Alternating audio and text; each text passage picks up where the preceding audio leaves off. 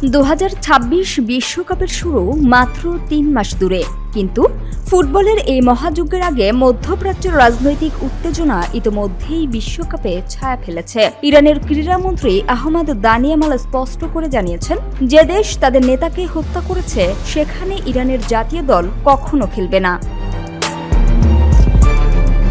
প্রায় 2 সপ্তাহ আগে ইরান ও ইসরায়েলের মধ্যে শুরু হওয়া সংঘাতের পর মার্কিন ও ইসরায়েলি হামলায় ইরানের সর্বোচ্চ ধর্মীয় নেতা আয়াতুল্লাহ আলী খামেনি নিহত হয়েছেন। দানিয়ামালি বলেন, গত কয়েক মাসে আমাদের ওপর 2টি যুদ্ধ চাপানো হয়েছে, হাজারো মানুষ নিহত হয়েছে। আমাদের সন্তান ও খেলোয়াড়দের নিরাপত্তা যেখানে নেই, সেখানে খেলতে যাওয়ার প্রশ্নই আসে না। ড্র অনুযায়ী ইরান গ্রুপ জিতে বেলজিয়াম, মিশর ও নিউজিল্যান্ডের সঙ্গে খেলবে। 3টি ম্যাচই হওয়ার কথা ছিল যুক্তরাষ্ট্রে, লস অ্যাঞ্জেলেসে 2টি এবং সিয়াটলে 1টি। তবে গত সপ্তাহে ফিফার প্রস্তুতি সভায় একমাত্র ইরানই অনুপস্থিত ছিল, যা নিয়ে তৎক্ষণাৎ বিতর্ক সৃষ্টি হয়েছিল। ফিফা সভাপতি জিয়ান্নি ইনফান্তিনো বলেছেন, মার্কিন প্রেসিডেন্ট ডোনাল্ড ট্রাম্প ইরানের অংশগ্রহণে আপত্তি করেননি। ইনফান্তিনো সামাজিক মাধ্যমে লিখেছেন, আমরা ইরানের বর্তমান পরিস্থিতি নিয়ে আলোচনা করছি। ট্রাম্প আমাকে আশ্বস্ত করেছেন যে ইরান যদি অংশগ্রহণের যোগ্যতা অর্জন করে তবে বিশ্বকাপে খেলার পথে কোনো বাধা নেই।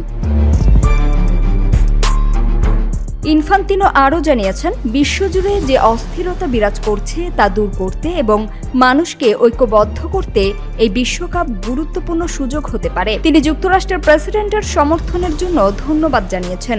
অন্যদিকে ফিফার বিশ্বকাপের প্রধান পরিচালক কর্মকর্তা হেইমো শিরগি জানিয়েছেন, বর্তমান যুদ্ধ পরিস্থিতি ও বৈশ্বিক অস্থিরতার কারণে টুর্নামেন্ট পেছানো সম্ভব নয়। তিনি বলেন, আমরা মূলত প্রতিদিনকার পরিস্থিতি বিবেচনা করি, কোনো এক পর্যায়ে এর সমাধান হবে।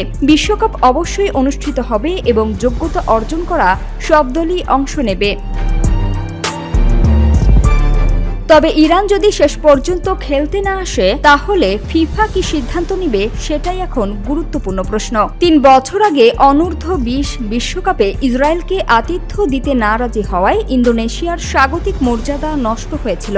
এবার আয়োজক যুক্তরাষ্ট্র। যদি নিরাপত্তার কারণে ইরান অংশগ্রহণ করতে না পারে বা নিজ থেকেই সরে দাঁড়ায়, তাহলে বিশ্ব ফুটবলের নিয়ন্ত্রক সংস্থা কী পদক্ষেপ নেবে সেটি এখন দেখার বিষয়। সামিয়া সুলতানা, ঢাকা ওয়াচ।